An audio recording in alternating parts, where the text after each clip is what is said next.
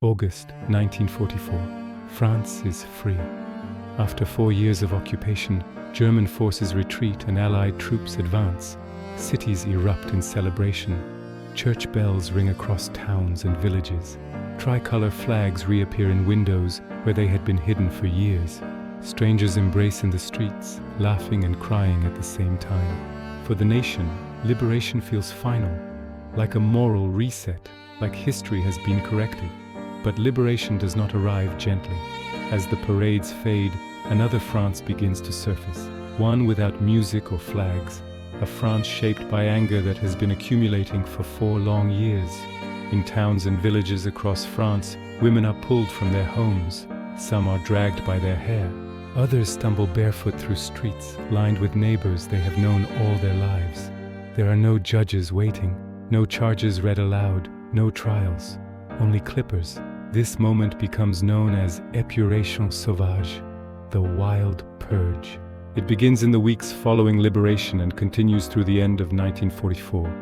Unlike the official purges that follow later, this one is spontaneous, extrajudicial, and public. No court authorizes it. No law defines it. Justice is replaced by spectacle. Historians estimate that between 20,000 and 40,000 women are subjected to public punishment during this period. They are not imprisoned by the state. They are humiliated by crowds. The accusation is almost always the same: collaboration horizontal or horizontal collaboration, a phrase that reduces complex human survival to a single charge: intimacy with the enemy. The punishment is ritualized. Women are seated in public squares. Their hair is cut unevenly and violently, sometimes with broken tools. Locks fall to the ground. The act is slow and deliberate, meant to be seen. Hair, long associated with femininity, dignity, and privacy, is stripped away not in private, but in front of entire communities. Some women are stripped naked. Some are painted with swastikas. Some are paraded through streets while crowds jeer, spit, and strike them. Children watch. Cameras record. These images later circulate as proof that the nation punished its traitors. What they actually document is something else. They show a society transferring its shame onto bodies that cannot resist. For many women, shaving is only the beginning. Historical records confirm cases of severe beatings, sexual assaults, imprisonment in improvised camps, and in a smaller but undeniable number of cases, execution, all without trial, all without evidence standards. One of the most disturbing truths of the wild purge is this: some women accused of collaboration were not lovers at all. They were victims of sexual violence during the occupation, raped by German soldiers and forced into silence. After liberation, that trauma is not recognized. It is treated as guilt.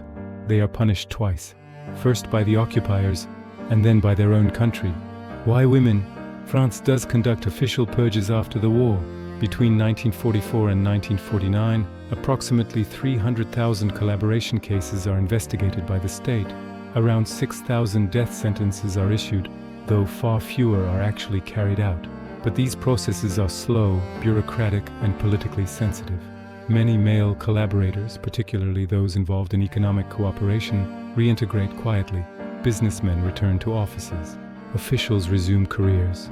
Some are never charged at all. Women, by contrast, are visible. Shaving a woman's head requires no paperwork, no investigation, and no risk. It is immediate, symbolic, and emotionally satisfying. Their punishment restores a sense of masculine authority and national control at a moment when both feel shattered. When the crowds disperse, the consequences remain. Many of these women are ostracized for life. They are denied work, refused housing, and whispered about for decades. Some leave their hometowns and never return. Their names disappear from public records, but not from memory. And then there are the children. Thousands are born from these wartime relationships.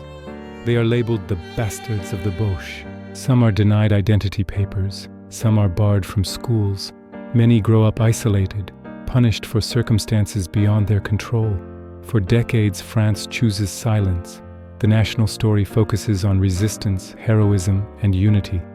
The shaved women complicate that story so they are excluded from it. Only in the late 20th century do historians begin to openly reassess what happened. Their conclusion is unsettling but clear. These women were not punished because they were uniquely guilty. They were punished because they were available. They became scapegoats for a nation desperate to cleanse itself without confronting its deeper compromises. This story does not end at France's borders. Across Europe, liberation triggers similar eruptions. In Italy, women accused of relations with fascists are beaten and executed. In the Netherlands, thousands are publicly humiliated for alleged collaboration. In Germany, suspected collaborators face summary punishment long before formal denazification begins. Different countries, different histories, the same pattern. Public vengeance replaces legal process. Symbolic punishment replaces structural accountability. Victory creates a hunger for moral clarity, and when clarity is impossible, it is performed. Liberation does not automatically bring justice. Sometimes it brings revenge, and history remembers the victory while forgetting who paid for it.